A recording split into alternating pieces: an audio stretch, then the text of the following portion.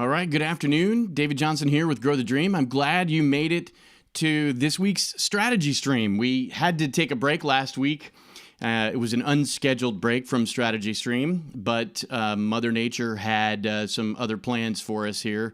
Unfortunately, we had a tropical storm arrive. It was a hurricane in the morning of last Wednesday as it was approaching, but then as it got closer to us, it basically hit tropical storm status here in Florida. So I hope any of our viewers that are in Florida or were otherwise affected by that storm made it just fine. I know we did, but there was a lot of last minute stuff to do.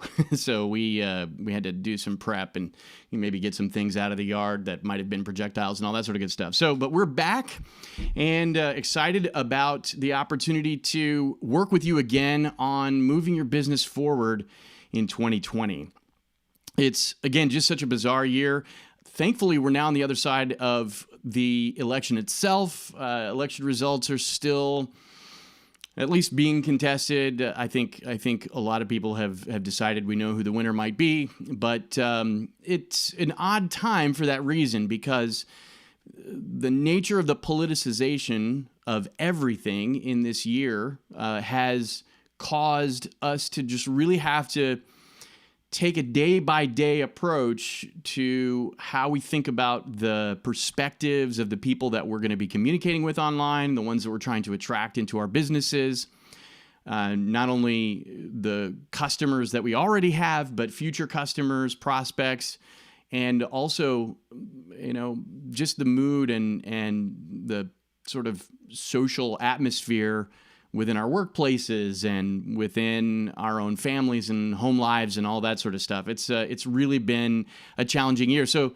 my point is that, as we've said earlier in previous editions of Strategy Stream, it's important now more than ever to have some strategy in place because we have limited resources. None of us that I know personally have unlimited funds to work with, unlimited budgets. I also don't know anyone with unlimited time. We all have 24 hours in a day, and we get to choose what we do with that. So because of those limitations, we have to think about how we deploy our resources, and we have to think clearly about what our outcomes need to be and all that good stuff. So that's a primary reason for Strategy Stream, is to revisit those ideas and to walk you through, if you've never been through one or if it's been a little while, if you haven't done this before, this will be very new. But even if you have, the idea of revisiting the foundational elements of our business strategy and particularly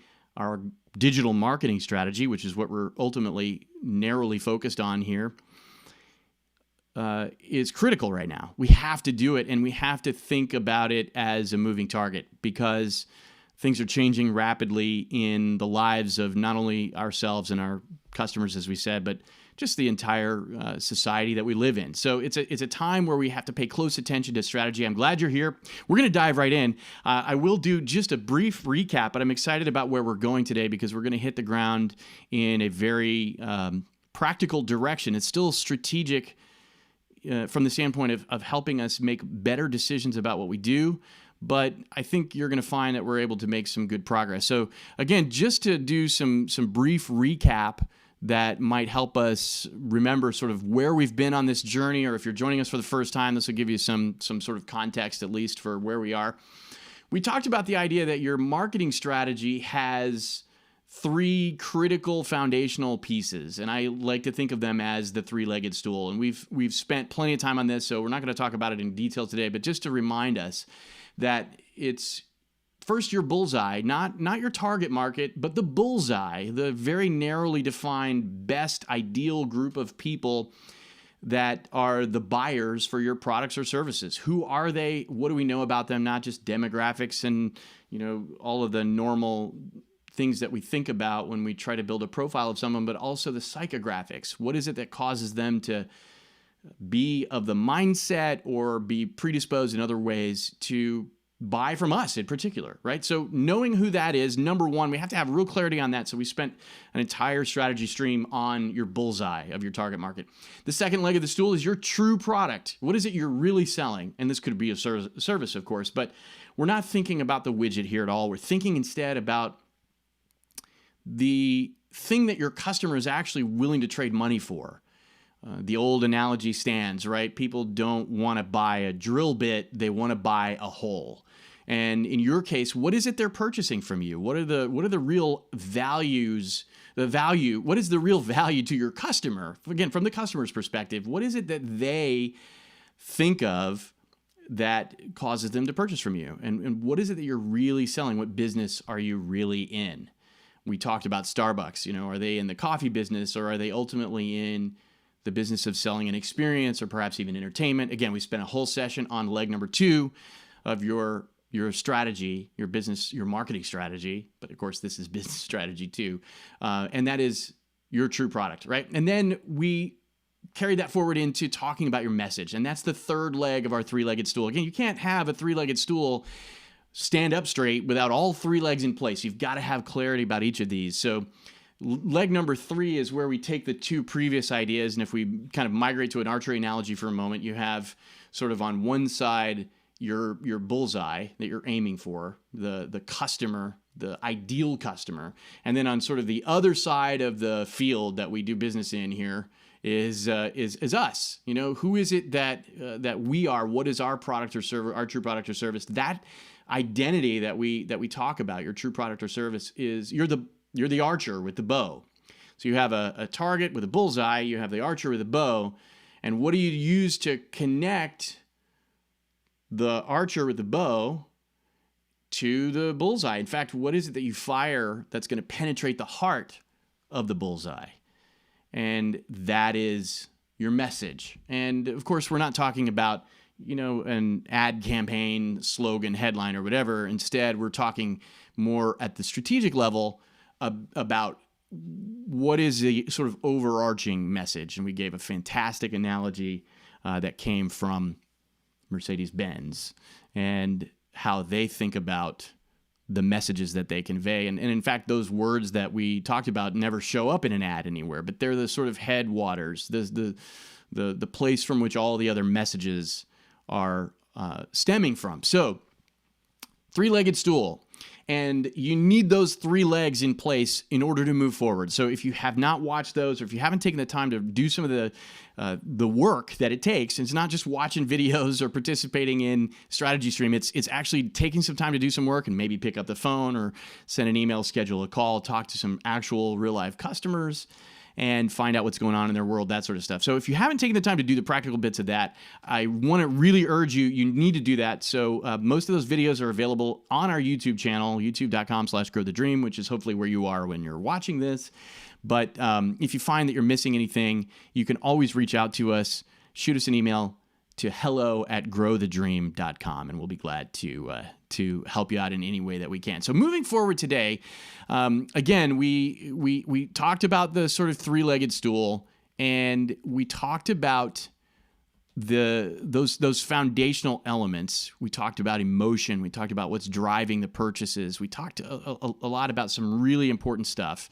And I then, in our most recent strategy stream, we took a sort of a deviation, if you will, and we sort of went in the direction of thinking about how do you rank the importance of the activities that you can engage in from a marketing point of view that will get you to the results you need the most rapidly, right? How do you think about those different types of activities? There's just a world of things we could do to gain attention, to draw attention to our businesses, to attract customers, to convert those customers into leads or prospects, and then to ultimately convert them into actual customers who pay money. The world of things we can do today is enormous. And if you think about 30 years ago, prior to the widespread adoption of the World Wide Web, I started my first business I think it was late 1992, early 1993. So not quite 30 years ago, but long enough ago that it was pre-World Wide Web as we know it. And the things that you did back then to let people know about your business were very different. You would potentially think about attracting people or building visibility for your business by taking out a Yellow Pages ad, let's say, or other offline activities. You had business cards printed, and I have business cards, by the way, but honestly, I haven't given one away in a year. And of course, in the era of COVID-19, we're not seeing people as much face-to-face, hopefully, as we did before. So that stands to reason. But, all of the activities were different. You published a phone number. You had a Yellow Pages ad. You may have taken out print advertisements or done direct mail pieces or, I don't know, put a sign out on a street corner. Lots of things.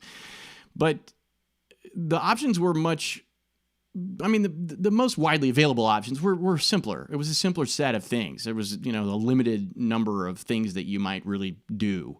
You might do one or more of them maybe more effectively than someone else, or more effectively today than yesterday, but there just weren't that many. But think about today. Does your business need a Yellow Pages ad anymore? There are markets, and I happen to live in one, where certain types of businesses really should still have Yellow Pages ads. But it is not the first place I recommend most businesses think about investing marketing budget, right? It's just not. So today's Yellow Pages, we search online when we need something. We're going to talk about search in detail today. So if you're thinking about your online visibility for your business, then I've got good news for you. We're going to cover that well today, I think. So the other things that we could do today, does your business need a website? Does your business need a Facebook page? Does your business need a Twitter account, an Instagram account, a Snapchat account, a TikTok?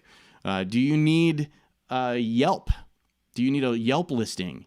If you have a Yelp listing, do you need to pay Yelp money in some way? What about Google My Business? Do you have a map listing in Google Maps? Do you have a brand listing in Google My Business for your brand? Do you LinkedIn? We could go on and on and on. All the different ways online that we could create visibility. Does your business need an email list? An email newsletter of some sort, which is a dirty word if you ask me, but it's just for the sake of talking about it today simply.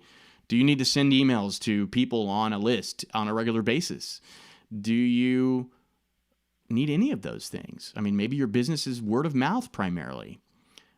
And if it is word of mouth, congratulations, because that means you're doing a good job. Nobody would be referring you if you weren't delivering good value and if they didn't feel good about recommending you to people. But on the other hand, if your primary method, by the way, the vast majority of small businesses in the United States at least still get the bulk of their new customers from word of mouth in some way. And again, good news, but the bad news is that you're leaving a lot of money on the table. If you're not getting new prospects, new customers from your web presence, from the various ways that people look online for solutions, then your competitors are getting those people. Or at the very least, they're not maybe at the worst, I guess, for the customers, they're not finding solutions. They're not finding you. They're not finding anyone, right? So chances are they're finding a competitor. So anyway, all that to say, we have such a wide variety of options available to us. How do we know what to do? And so we looked at a framework, and I popped this up on screen a moment ago just briefly, but we looked at this framework that lets you think about how customers move from the sort of top here where we had this cloud of awareness, and then they may develop interest in your products or services, and then they move down, right? They learn about what you have to offer, they evaluate and justify their decision, and then they buy. So green is where the money takes place, right? But when we think about what we do as business people to get people to move through this sequence of events, then what we're thinking about here are the activities that we could engage in. And we color code these, and we think about sort of classifying almost every modern marketing, endeavor into one of these elements. You could invest in efforts to brand your business, and that would create awareness. So you can see on the right, we have activities and that your business does. And on the left, we have this sort of experience of the customer. You can attract people, and that creates visibility online, let's say, or it lets them find out about you. More than just branding, it actually captures their attention and causes them to develop interest, which is what we correlate that to on the left with the red. Orange is for our activities that we could classify under our banner that where we're trying to engage the people that have developed interest in us, right? So what do we do to engage them, to create a relationship? And then yellow is to what do we do to nurture that relationship and help them on the left evaluate and justify their decision. And then ultimately, our final verb here is close. We want to close the deal. We want to cause the customer to exchange money for our products and services. And so we think about marketing today, at Grow the Dream anyway, we classify all the various activities under one or more of these categories, if you will, these verbs. There is a last one that is not here, and we use the color purple for it, and it's the idea that we optimize. In other words, we're in a constant improvement cycle. But we're not going to spend time on that today. In fact, today we're going to focus heavily on the red zone. We're going to talk about attracting people into your business. So again, we need to know who they are.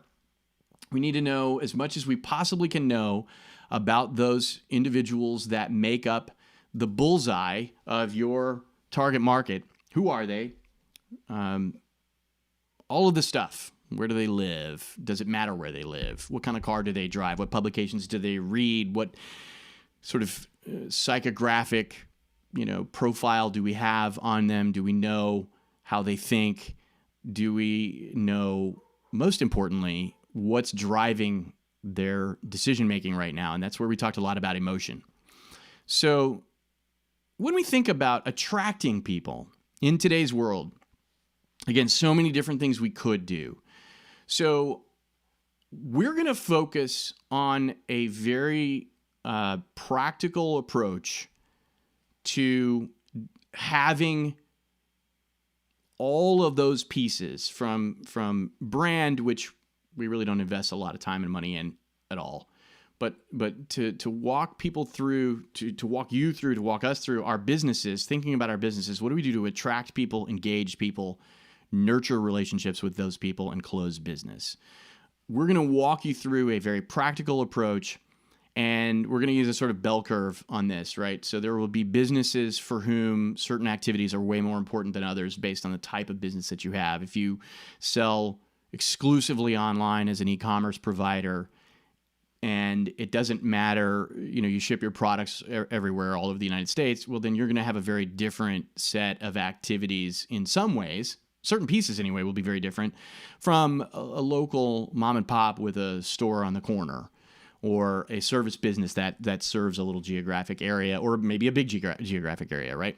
So there will be deviations from the norm, but in all of the cases that I just mentioned, whether it's e-commerce or a mom and pop or a service business, or a medical practice, or you name it, right? There are fundamentals that apply across the board, and we're going to try to hit those very practically. And so when we think about you attracting the people who make up the bullseye of your target market so that they develop interest in your business, we have to first think about your own visibility, and we're thinking about your online visibility in particular. So today, we're going to focus on the activities that you can and I believe should engage in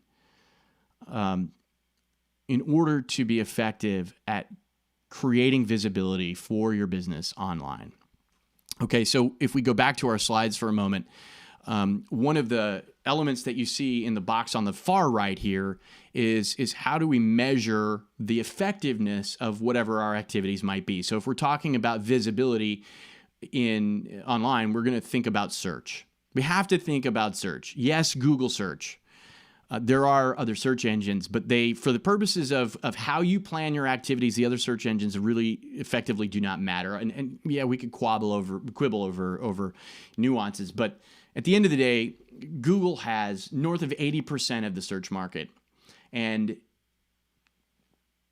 almost without exception, the things that you should do and the things that work well to cause your business to be visible in Google's search results will also work well for those other search engines. Okay, and there are edge cases and fringe areas and all that sort of stuff, but we're not worried about those. We're going to focus on the things that will work well in all likelihood for you. Okay, so we're not worried about the other ones. We're thinking about Google. So Google is the king of the hill. So when we think about how we measure the visibility of our businesses in search, we have to think about not just the main Google search engine, but we also have to think about local search if you serve a local market, whether your customers come to your location or whether you deliver or bring services to their locations, then you need to think about local search.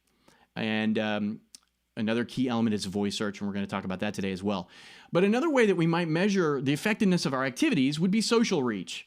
And yeah, in most cases, most of our businesses should have some social media outreach. And it will vary, but almost universally, we should all have a Facebook page.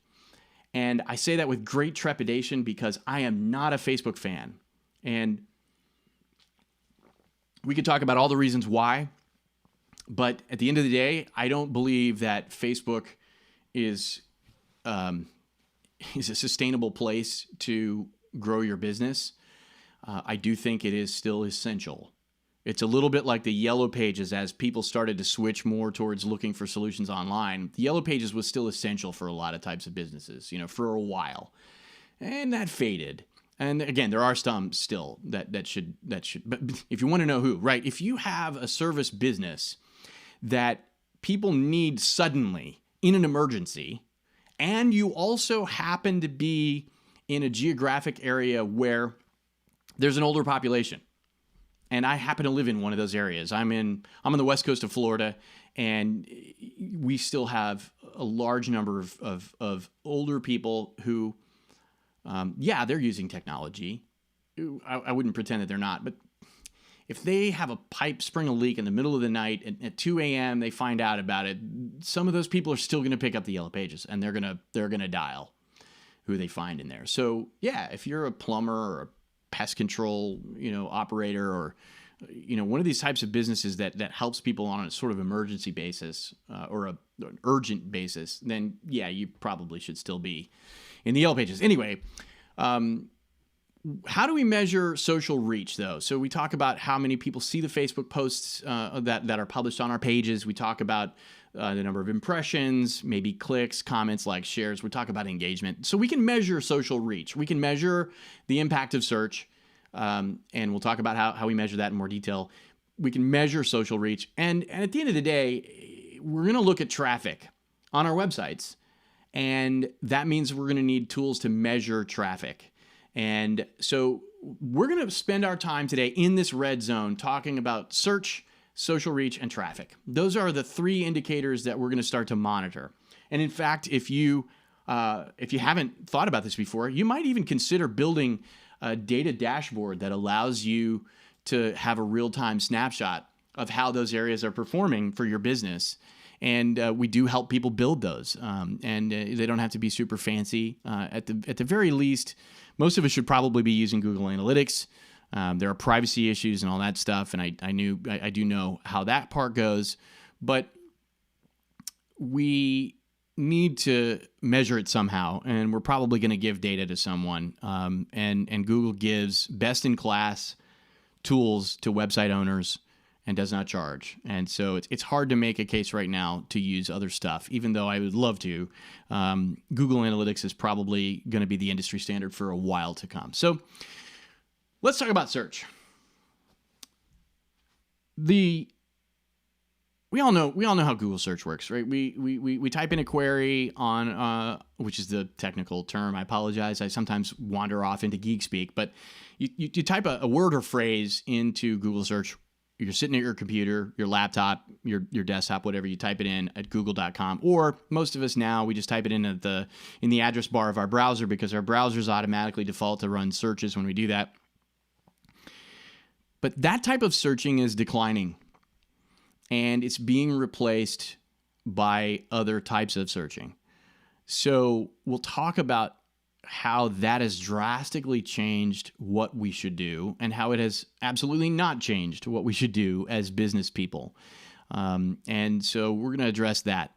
But regardless of what method people use, whether they're typing into a computer, they're typing into a mobile device, we're talking to Siri or the Google Assistant while driving down the road in our car, or maybe we're talking to an Alexa device in our home, or a Google Nest, or these Google Home devices, smart devices, right? We're either typing or talking. Whatever method we're using to run searches, our expectation is that Google or whoever is on the other end of that device, if it's Alexa, it's going to be Amazon. If it's Siri, it's going to be Apple. One of those three companies is going to have some idea how to tell us the answer that we're looking for. And so our expectation is now more than ever that that's going to occur, and it's going to happen. In the case of Google search, if you're typing on your computer, our expectation is that the results are going to start to appear before we finish typing the phrase. You know what I'm talking about. We are spoiled. You think about when I was first starting my business and I wanted to do research on a business topic, I went to a physical building. I went to a card catalog. I flipped through. I pulled a card. I wrote information down. I took it to a library and pulled this periodical, or point me to the microfilm, or I would hunt down in the stacks the books. You know what I mean? It took energy and time and drastic investment of attention and other resources to get information, right? Today, our expectation is the answers are appearing before we even finish articulating the search. So that's really important for you and me when we think about how we create visibility for our businesses, because the expectations of customers, future customers,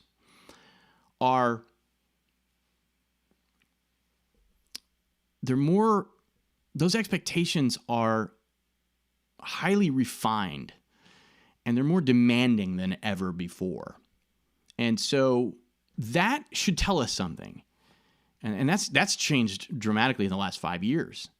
Forget 10 or 20 or 30 years. I mean, that expectation continues to become more and more demanding. And that should tell us that we have to pay more and more attention to the things that we do on our side of the equation to make sure that Google or Apple or Amazon shows us to those people running their searches rather than showing someone else. Our competitors to those people. So I'm going to quickly talk about an idea that we've all heard used for a long time, and I want to just make sure that we define this terminology quickly so that we don't have any confusion about what we're talking about. I'm going to use this idea of keywords. We're going to talk about keyword research, but this is a way that we can gain actual data, not just opinions, right? A lot of the strategic work that we talked about in especially when we're talking about defining who our ideal customers are, the bullseye, when we talk about, thinking about how do they think about what they're buying and what do they value. A lot of that we're either going on our judgment based on our opinions, our experiences interacting with customers, or hopefully we interacted with some real ones. But even if you did get answers from real customers and ask them, what is it that's important to them and what do they think about, what do they value when they're making a purchase in your category or whatever. Anybody watching the election knows that what people say and what they do are not the same thing, right? We falsify, intentionally or otherwise, we falsify what we tell people. So when we self-report on what we care about with respect to an election or a product or a service that we're buying, maybe it's not even intentional, but we just don't tell the truth, at least not the clear truth. And at the end of the day, data tells the truth. And yes, it needs to be properly interpreted. But at the end of the day, we want both. We want to have both we want all three, really. We want our intuitions and our understanding from our experiences. We want to hear what our customers are saying, but then we also want to know what they're doing. And we can do keyword research as a way to tell us what people do when they search. So we talk about research as a mechanism for understanding what our customers, our future customers, are searching for, what their actual needs are. And this third item is so very, very important. What language do your customers use to articulate what they want? Yeah, I mean, I need to know what language they speak. I'm talking about English versus Spanish, but more importantly, when we think about visibility for our businesses online, this is a recurring theme that will come up over and over. And it's hard to do, but it sounds easy to do. So I'm warning you right now, you're going to think, oh, no, that's easy. And it's actually a lot harder than it sounds. And this is, we have to get out of our own mindset and truly try as best we can to put ourselves into the mindset of our customers, or future customers especially. And most particularly those that occupy the bullseye of our target market. The terms that our customers use are often very different from the terminology that we use as business people. One of the challenges you're going to have, it's the same challenge I have. We cannot unlearn what we know about our areas of expertise. And if you own a business or you operate a business or you are in charge of marketing or sales or revenue creation, whatever it is for a business or fundraising for a non-for-profit, you occupy a space that is very likely in the vast majority of cases to be one that is a higher degree of expertise and experience and knowledge with your products and services than your future customers have. And that means that you might use jargon. You might use technical terminology or industry insider terminology, or however you want to think about that. But most importantly, you and I, as business people, we think in terms of solutions because we sell solutions, right? Are you tracking with me? When people run searches online, they are often and nearly all, it's not a zero. It's not that they never search for solutions, but most of the time when we're running searches, we search for problems, not solutions. And there are exceptions to that rule, but we're going to talk about that. So the key is that we need to know what people are actually running searches for. How do we know what they type into Google when they run their search, or when they talk to Siri? What do they say? We need to have that information. And so we use keyword research as a way to get to that information. Okay, it's just one of the ways, but it's an important one. So when we talk about how people search, we need to know, what they're searching for. We gain insight, hopefully, into what their needs and really this is their wants more than their needs, but what it is that they're actually hunting down, and also, of course, what terminology they use. Why is it important for you to know what terminology they use? Because you have to be the best at giving Google. We'll use Google as our placeholder here. You have to be the best at giving Google the content that it requires in order to properly match a given search run by one of your future customers to your website. Google is a text machine at the end of the day. Google has a lot of technology that goes well beyond text. Yeah, they're identifying objects and images. And yes, they transcribe your videos if you post them to YouTube, and they know the words that you used, or they get pretty darn close. Same with audio. I run a couple of podcasts, and Google's tech listens to the podcasts and knows the subject matter inside the audio files and can actually present podcast episodes in search results with the time pointed to the right time so that someone can hit play and listen to that section of a podcast to get the answer that they need. Now, that's not incredibly common, but it is happening more and more. So Google does a lot of great stuff that goes well beyond text, but at the end of the day, Google is a text machine. They devour the text that you publish on your website, and their systems match that text in all sorts of zany and crazy ways up inside their systems to the search queries, the actual phrases, the keywords, if you will, that people type in or talk, speak when they run voice search. So one of the things I want to get across to you right now as a business owner, as somebody responsible for creating visibility for your business online, is you must create text. You must have text on your website. And yes, that means you must have a website. We still get the occasional business owner who, it's one thing for you to not have a website because you've never built one and you never got around to it or whatever. It's still north of 40% of small businesses in the United States that don't yet have a website of their own. It's another thing to deny that you need one. And here's the simple fact. You must have your own website. You must have your own domain name. You must register and own the registration for your own domain name, not let your web person do that. You've got to own it. And if you let your web person do that, then get them to transfer it into an account that you control. You need control over that. And yes, it must have a website on it. You will not have the visibility that you need in today's world without having a website. I don't care if you're a food delivery business and all your stuff comes through Uber Eats or one of these other platforms or whatever. The cases of abuse by these platforms are significant. They've taken restaurants' menus, put up their own websites with the menus, different pricing on them, and sold products that, food from those businesses that they then turn around and deliver for a higher price than the business. And the business is usually discounting when they're selling to that entity instead of the end customer. So like the customer pays more, the business gets less. And that difference in there has put businesses out of business in 2020.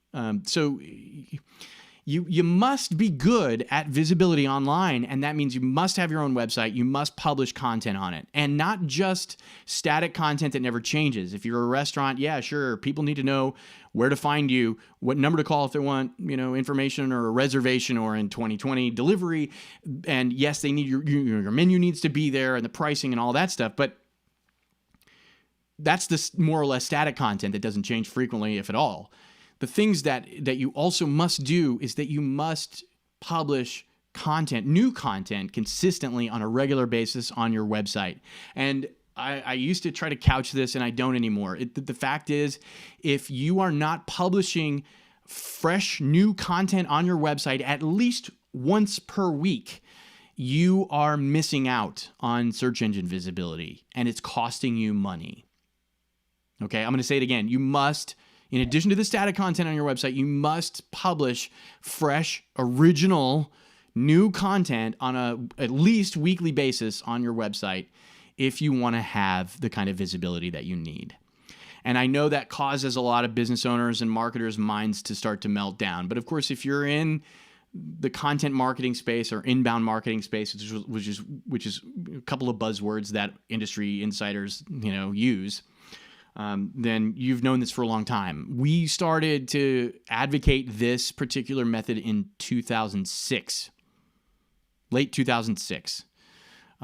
It was a suggestion in 2006. By the end of 2007, we required any client that we were going to be working with to do this. And yeah, there are clients that we have today that don't, but it's under duress on our part, right? I mean, we make this case a lot. The vast majority of our clients do publish on a regular basis. And yeah, it takes effort. It takes energy. We're going to talk about that today. And I want to tell you a brief story. And I got this story firsthand from the originator of the story. And the story is actually published in this book. I'm going to hold this up. if you haven't read this, you should. I mean, I really find this a fantastic book. Jay Baer is the author, Baer. The book is called Utility. It's spelled Y-O-U. And this book does a couple of things that are really powerful. One is it makes the case that we all kind of know, but we really need someone to persuade us and help us recognize just how important it is for everything that we do to serve the customer rather than ourselves. And again, this is a mentality that it shouldn't be that difficult to figure out. But at the end of the day, we live in our own worlds. We solve our own problems. We're dealing with day in, day out stuff in our businesses. And we forget sometimes that stuff needs to serve our audience as well. I can't tell you how many times I've had clients come to me and say, hey, can you take a look at my website? You know, we get traffic, but, when people land there, they're not picking up the phone, or they're not filling out our contact form, or they're not doing anything. Why? And when I get there, I find, well, the logo is too big. The message is all about me, my business, in other words. The business, and not the consumer, the customer, the prospect. And it's all about features and functions and, how great we are. Nobody cares at the end of the day how great you are. Think about when you run a search. You care about what you want, and you don't care about the business on the other end nearly as much as you care about what you want. So this book makes a fantastic case for why, in fact, the subtitle here is like, why smart marketing is about help, not hype. Okay, so really powerful book. But in the beginning of this book, there's a foreword written by Marcus Sheridan. And actually, you know what? We'll link out to this episode of our Grow the Dream show. We had a podcast for a couple of years, and Marcus was a guest on the podcast. And he shared this story in person. It was a really powerful story. Marcus Sheridan was a partner in a pool business in Virginia, if I remember correctly. When the 2008 financial collapse hit. And there are so many parallels between 2008 and 2020 that it's useful to think about this story for just a moment. He and one or more partners were running a pool business, and they had pools sold and jobs scheduled and things. And when disposable income took a dive because of the recession, the Great Recession, as it started to happen in 2008, all their work disappeared. And I don't remember how many weeks. He talks about how many weeks they spent with, their bank accounts overdrawn. And I mean, they were a successful business, and something outside of their control happened, and it caused them to really have a rough time. Well, what Marcus did is he began to do the thing that I just told you that you must do, which is he began to publish fresh new content on the business's website on a regular basis. And he did that nights and weekends, and like bleary-eyed, because he spent his days trying to run the business and do what he could and be a husband and father. And then like late at night, he'd be cranking out new stuff and hitting publish on his website. And he wasn't, I think he would tell you, he wasn't particularly a good writer at the time. I mean, he developed this skill over time. When it was over, by the time 2011 sort of rolled around, and as we know, it took a couple years for the economy to recover. By then, they were no longer a pool business with a website.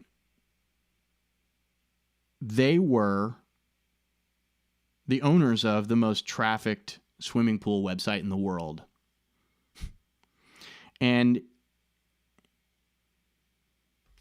they had made the transition from advertising and selling and promoting their business to serving the people who were ultimately going to be the buyers of pools in their case. And they did it so well that their website became the top website for swimming pool information in the world. And you can imagine what happened to their sales. I mean, they skyrocketed. Marcus was a guest on our podcast. I don't remember the episode number. Perhaps one of my team will track it down. But the domain name is GTD Show. It was Grow the Dream. Grow the Dream Show was the name of the podcast. The domain is gtdshow.com. Today. We archived all the podcast episodes there, and his name is Marcus Sheridan. So fantastic guy. It's a great episode worth listening to, as are actually many of those podcast episodes are still relevant in a lot of ways, because the ideas that we're talking about even today were what we spent a lot of time on back then with that. So people use phrases and words to ask search engines for answers, and Google and the other search engines need content. And so in some ways, we have to think of our customer as Google and not as our end customer, at least when we're talking about our websites. The customer for our website is Google. Google's customer, if we've done our job correctly, will find us.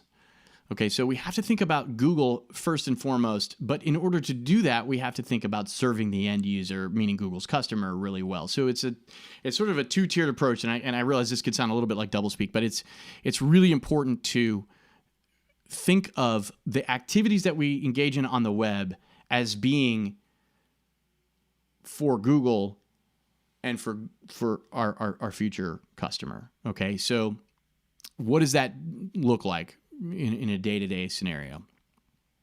Well, let's talk more about how people search, and I think this will start to make a little bit more sense. One of the things that as I mentioned earlier, one of the things that we're plagued by as business owners, if we think about problems and solutions, but we think about them in reverse, like our priority is on solutions and our customers' priority are on their problems.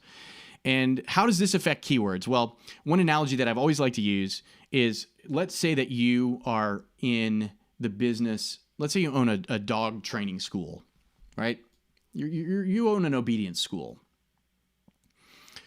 for dogs, dog obedience school. So what phrase do you want to rank number one on in Google? If someone goes to google.com and types in any phrase, you and I, as business owners, if I said, hey, you own a dog obedience school, put your dog obedience school owner hat on, what's the number one thing you want to rank well for in Google search? And most of the time, a business owner will say dog obedience school, and then they'll add their town, their city, their location, whatever, to the end of that search phrase. So like me, I'm in Sarasota, Florida, so maybe dog obedience school, Sarasota, right? Great. Fantastic. You and every other dog obedience school in your area want to rank number one in Google on that phrase, right? So that means you're going to compete with them. You're going to be in what we call a fight to the death. Actually, you're gonna be shooting each other trying to rank number one for dog obedience school in your area or whatever. Meanwhile, a smart business owner of a dog obedience school would be thinking not about the solution, right? A dog obedience school is a solution. What problem does a dog obedience school solve? Well, okay, misbehaving dog, right? A dog that bites people or barks too much or, I don't know, pees on the carpet and doesn't wait to go outside or chews the furniture or whatever it is, right? So notice that I just rattled off a handful of problems, right? So when we shift our mindset into thinking about problems, then we might think, well, when someone runs a search, I want to rank number one in Google for how do I get my dog to stop chewing the couch or my shoes or whatever it is, right? And I'm closer because now I'm at least thinking about the problem that the customer has. And so if this isn't abundantly clear to you already, you want to be taking notes right now about topics that you want to write about. Because remember, I said you need to publish something new every week, at least. If you're Marcus Sheridan, he was publishing more often even than a week. So that's one of the reasons why he became not just the most important, his company's website became not just the most important swimming pool website in Virginia, but in the world. So you want to think about, you're going to need a lot of topics. So write these down, right? Think about the problems that your customers have. Here's the issue. Google, although Google has gotten a lot smarter about figuring out the intention of the person running the search, or as we call it, search intent in the business, Google has gotten a lot smarter in understanding search intent.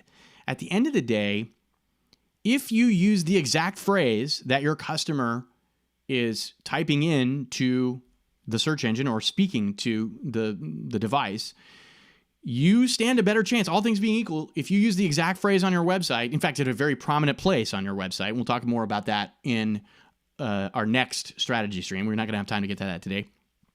If you use that exact language, that phrase, all things being equal, you will win. You know, if you've noticed, voice search can't provide more than one answer to people, and it only provides the top one. So you have to be number one in the Google search engine results if someone asks the Google Assistant a question and then Google presents them one answer, right? You've only got one shot. It used to be, the joke was that, you know, the best place to best place to bury a dead body was on the second page of the Google search results. And today you could even bury the dead body, you know, lower down on the first page, because people just don't get that far anymore. You know, they hit the top 2 or 3 results. If they're not finding what they want, they frequently just run another search, a different search. But if it's voice, you only get one shot. So this is why I said earlier, knowing the exact verbiage, the exact language that your people, your future customers are going to use is really, really important. And yes, we can use keyword research data to do that. And again, we'll talk more about the practical side of how that works. What exactly can you do to get that keyword data on our next episode, our next strategy stream. But for today, I want you to think about problems. And so, since we're talking about exact terminology, I want to drive this point a little further home for you. So, yeah, you should, I mean, it'd be great if you rank number 1 in your area for dog obedience school in your town or whatever that location is. You'd get the people who know that that's the solution that they're looking for. But if you answer the question, how do I get my dog to stop chewing the couch, let's say, then you're going to get a whole other subset of people that are in your bullseye who need what you have, but would not have run the dog obedience school, fill in the blank, town search, right? Because they're searching for the problem that they have. And they're at the end of the day, they're asking for a solution, but they're using the terminology of the problem and not the solution, right? Dog chewing on furniture, in this case, is the problem, right? And so we need to use that language. But my next question for you is, how old is the dog usually when someone adopts it, brings it home, whatever, and figures out that they need to train it? What do we call dogs that are younger, right? We call them puppies. And so what you really probably want is, how do I get my puppy to stop chewing the whatever? Stop peeing on the carpet or whatever, right? So do you see how like it's a couple layers of thinking about the actual end user of my services here is not thinking about the dog. They're thinking about the puppy, because that's what they think of when they look at their little wriggling, creature. It's a puppy. And so again, a lot of times we're far enough removed from the actual mentality of our consumer that we have to put effort into thinking about this, and it does take effort, and it takes research, and it takes work. Okay, so in the couple minutes we have left, I'm going to talk about one other aspect of how people search, and we're going to pick this up next week. And I really know that we get into some territory here where there are a lot of questions that come up. So I'm going to ask you to do me a favor, just as we've got about 3 more minutes, we're going to wrap up, maybe 4. What questions do you have already about what we've said about search engine visibility? What questions do you have about publishing online, about keywords, about how people search problems versus solutions? Yes, you can type those questions in here on our live stream, but I know that you may be watching this after the fact. So shoot us an email. The email address is hello@growthedream.com, and we will do our best to respond to your questions via email, but we'll also use that feedback from you to, drive our content in coming strategy stream events. So I'd really love to hear from you with the questions that you have. So that being said, let's do one more bit about how people search. Okay. So in 2015, Google's Webmaster Central blog, which is a really good blog to follow, announced in February of 2015, this is a little over 5 years ago, they announced, hey, we're starting to really reward sites that have properly configured their website, and you can see this, in this paragraph that I've got on screen here, to be mobile friendly. In other words, like if someone visits the website from a mobile device and your website is presenting the information in a friendly way to that device, then that's gonna help. And they basically said, point number one at the very bottom there, more mobile friendly websites in search results. That was 5 years ago and a half, a little more, almost 6 years ago. In May of that year, they said, and I've highlighted this, they're building for the next moment. So just a few months later, they said, in fact, more Google searches take place on mobile devices than on computers in 10 countries. So this is 5 years ago, including the US and Japan. Okay, so in 2015, Google said more of their searches were taking place on mobile in the US. And then in 2016, in November, so a year and a half or so after the last date that we talked about, they started to roll out what they called mobile first indexing. And if you have a Google Analytics account, or more importantly, if you have a Google Search Console account, which used to be known as Webmaster Central, which is, Google changes the names of things, this we know. If you have a Google Search Console account, you probably got a notification from Google when they said, hey, we've applied mobile first indexing to your website. And that might have been as recently as maybe 2 years ago, or maybe even 2019. This was true in 2016, but there were sites for which it did not happen immediately. And I'm showing you this to show you just how long it's been since you needed to have not just a website, but a mobile-friendly website. Today, every website project that we are involved in is driven by the mobile experience first and then desktop second. And so you need a tool that allows your website to show up nicely for a mobile user. In fact, Google has said over and over that it's not just about the words that you use. I'm not taking anything away from what I've said about the words that you use. You've got to use a lot of text.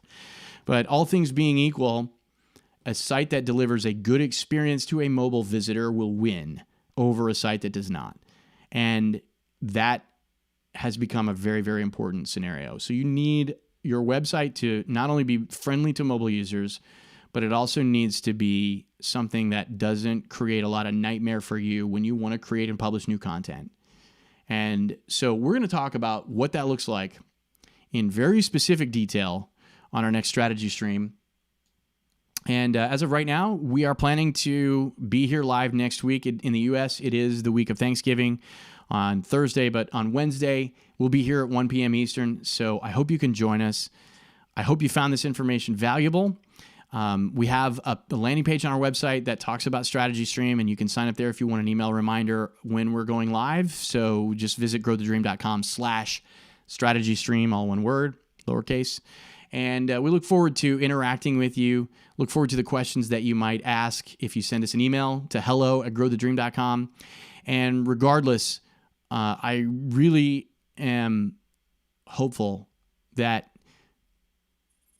this is valuable enough to you that you're taking action and that you're moving forward and that you're able to get your business on a strong footing as we come out of the pandemic and come out of 2020, and we can all thrive in exciting new ways moving forward. So I look forward to hearing from you. And on behalf of my team and myself, I just want to say thank you very much again for being here today. And we'll look forward to having you back with us on our next strategy stream, Wednesdays, 1 p.m. Eastern. See you then.